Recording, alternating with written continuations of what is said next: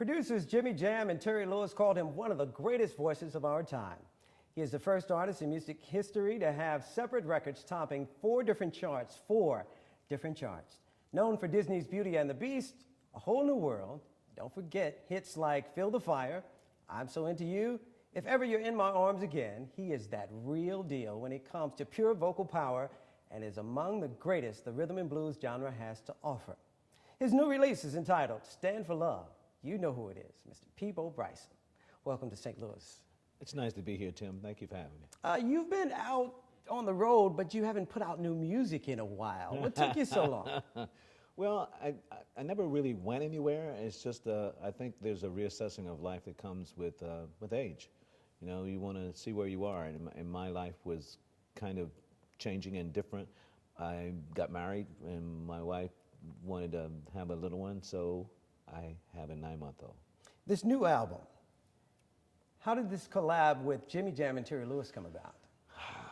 We've always threatened to work with each other, but you know, it's the perfunctory. We should work together. We exchanged numbers, but nothing really came of it. But there's a project, a Japanese project that actually brought us together. In Japan, we have a mutual friend who was doing was working with one of the Japan's actually biggest artist, Yukari Hutaru, who I had the great pleasure of doing a song with on a project that was a dedication to her, and it was produced by Jam and Lewis. So we finally got to work together, but it was, you know, not like we wanted to work together. So we decided that we were going to make working together as a solo project really happen, and I couldn't be happier than to have the blessing to be able to work with them. And that my question to them was, can you make me relevant in any music conversation today without destroying what it's taken me a lifetime to accomplish? And they didn't even bat an eye. They stretched me out, and that's good. I wanted them to stretch me out. I wanted them to challenge me, but I found that my experience with them was totally unique. In all the years I've been in this business, I've never had a more pleasant recording situation. A lot of people talk about you being this great ballad singer, and there's not a lot of people out here like you today. Stephanie Mills might be one of the only people that I know who tackled one of the songs that you did, Feel the Fire, and did it justice. Well, because when you did Feel the Fire, you killed it. He killed it, packed it up, took it home. I mean, Peabo killed it. And a lot of times people try to compare you with some of the other artists from history, but you have your own unique brand. If I would suggest anything to anybody that's a budding artist or an aspiring artist, it would be to be yourself. And I've been probably my greatest accomplishment, one of my greatest blessings in this business and in life is to not have anyone sound like Peabo Bryson. Some years ago, and I don't know if you remember this, there was some comparison between you and R. Kelly. Really? Do you remember? There was somebody said, who is the better singer? And I think what was missed is that you're more of a technical singer. I think from a technical standpoint, you are a better singer. I think that's a natural way of singing. And am I right or totally off? No. And it's not to. Oh, he has a natural way. He has a natural way of singing. He's very, very talented. No one should ever cast aspersions at him, at his music and his musical talent. But there's a difference between a song stylist and a trained musical voice that's different. And there's also a difference between a great vocalist and an anointed vocalist, or a great vocal performance and an anointed vocal performance. One is divine and seeks the soul, and the other is just very good at what it is, and it is what it is.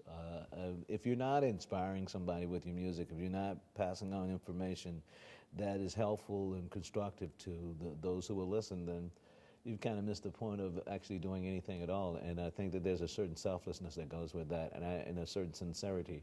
And I think that these are the characteristics that make a difference. But he can be as passionate about something he believes in as I can. And when you're passionate about something, you sing it differently. Again, he's very, very talented, but I don't like comparisons in general because I don't compete with anyone. I don't have to, and I don't believe in it. The only person I compete with is myself. You've worked with some great ladies in the past. Mm-hmm. Tell me a little bit about maybe some of the stories that you have working with someone like Natalie Cole.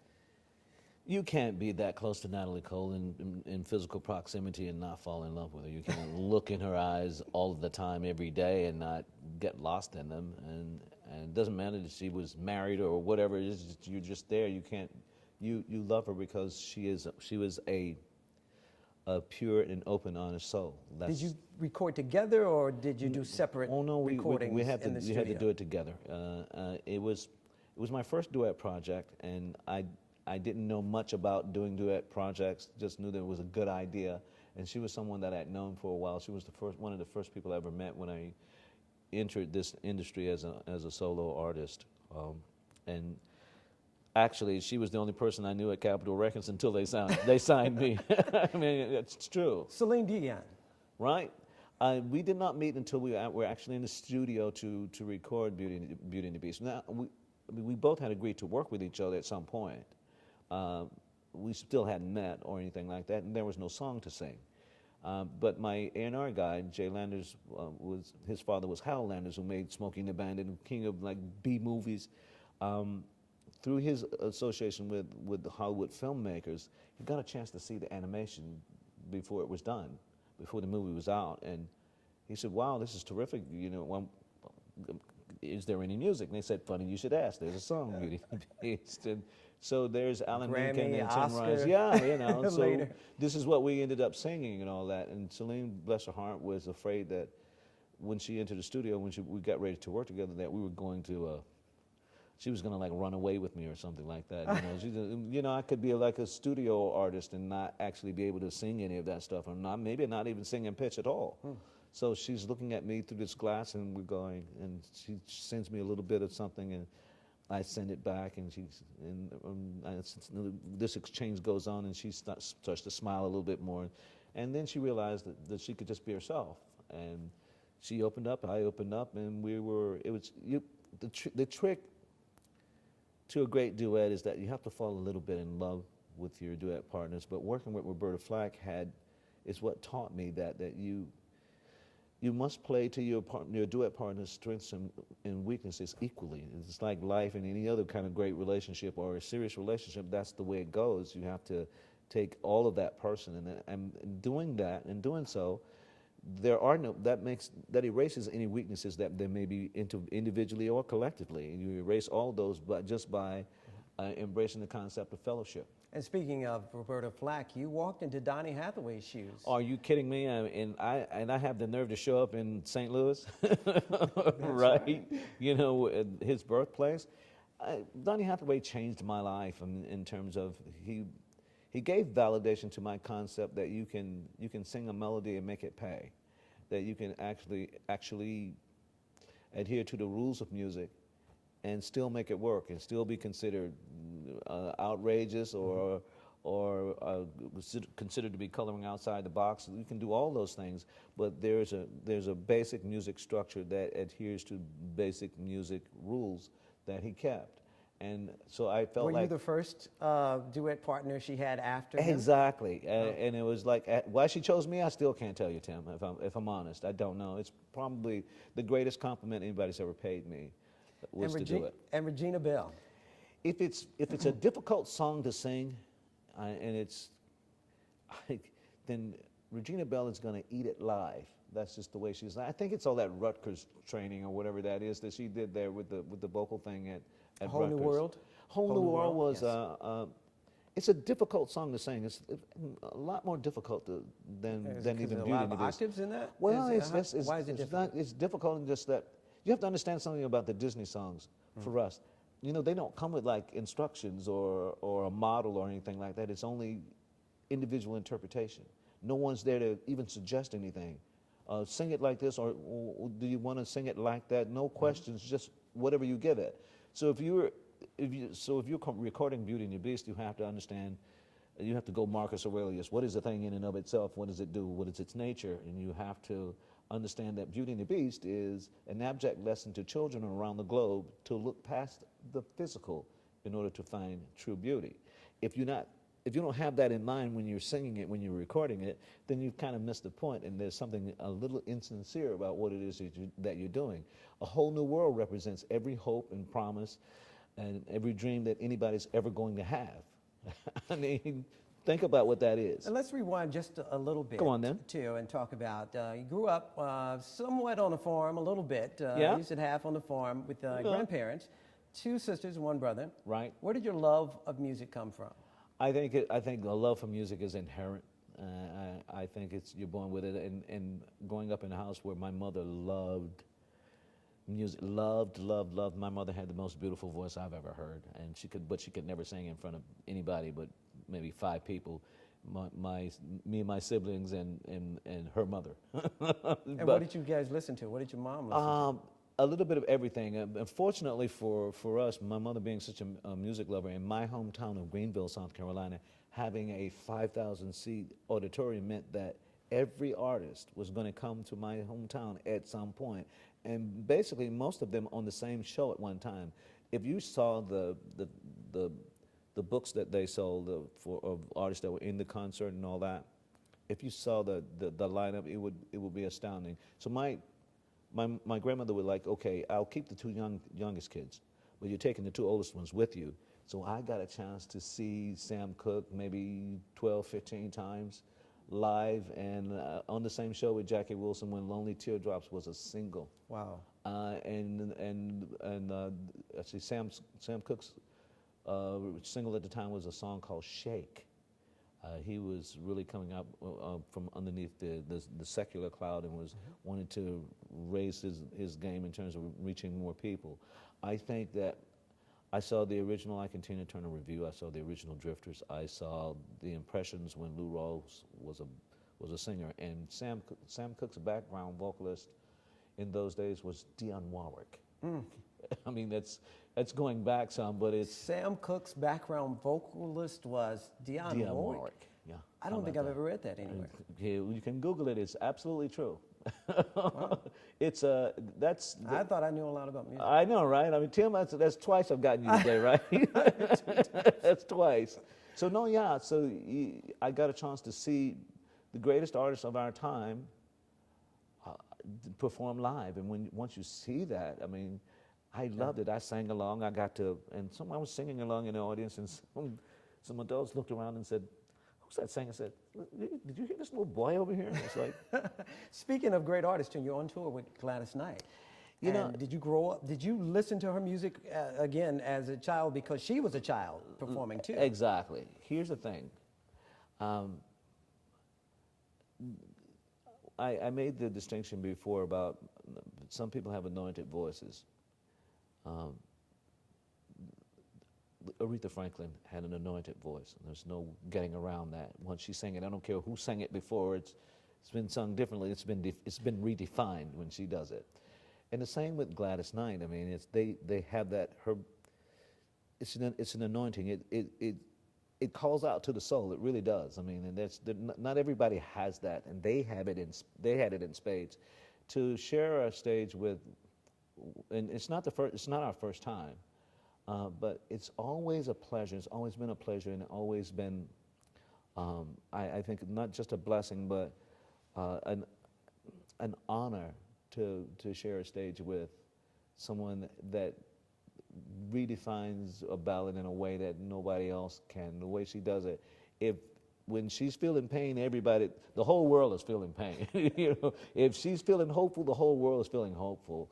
Whatever it is that she's feeling and whatever it is that she's portraying in her music and through her vocal talent, you feel it to your very soul, to the marrow of your bones. How do you juggle all of this? You are a new father. New father, 9 months old. He is a new father. He's got a 9-month-old. My little man. My man. Tim, it's got to be done. Somebody's got to do it. Are we not men? People is on the road and has a 9-month-old. And how long have you been, this is a new marriage, right? Yeah, I've only been married once. I've been engaged like a ton. Okay. And everybody knows that I've been engaged a bunch, but I've only been married the once. This must have been the right one? Well, it had to be. And you know, I was encouraged by Aretha Franklin, my friendship with her. One of the things that, one of the legacies that she left me was she always encouraged me to hold out and try to find that thing, that person that was meant for me. And she knew I was holding out. I mean, I knew she was holding out, but you know, but we knew that about each other, and she never discouraged me about that. And I was 56, I think I found it. You know, I just looked across the stage, and there she was, and you know. Did you sing to her? You know, I don't sing at home. Oh. Sorry. Well, we were singing because she was, my wife was in a British girl band, so okay. she's got more videos than I do. So I mean, it wasn't like she doesn't know what the business is, or she has her own fans and all that kind of stuff. But she was doing background vocals for this program I was doing in the UK, and I looked across the stage, and there she was.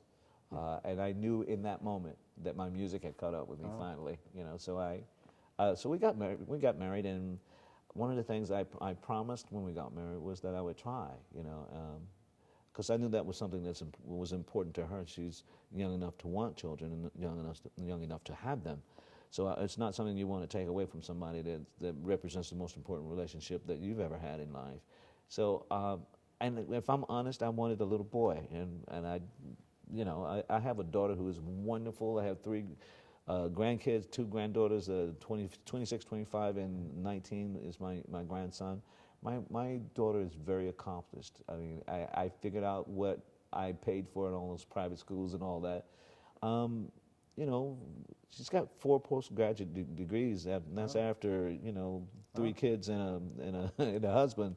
That's getting it done. So there's that. But for me, I wanted the little boy to leave my name, and that was just something you can hope for, but you can't. We don't have no control over that. It still might happen.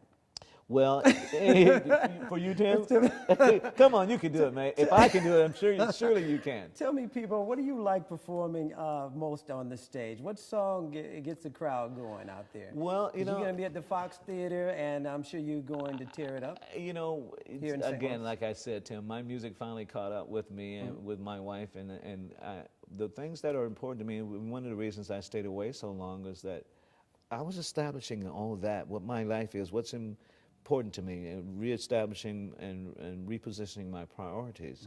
And once you do that, then it's easy to write a great song like, or to help write a great song like "Love Like Yours and Mine" is about. I'm not sure how that goes. Well, Love Like Yours and Mine is let's see. Yeah. It's you are my impossible. You know you're everything to me. Can you see? You are my puzzle so unsolvable. You're my greatest mystery. Eternally, there is no love like yours. Yours and mine, it's one of a kind. Peabo's latest single, A Love Like Yours and Mine, is an adult R&B top 10 Billboard single. Stand for Love is now available worldwide. Not just in Stand for stores Love.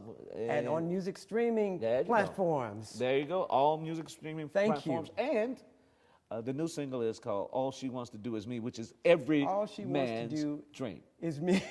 Thank you for being here. Tim, it was a pleasure, man. Thank you. Peabo Bryson, everybody.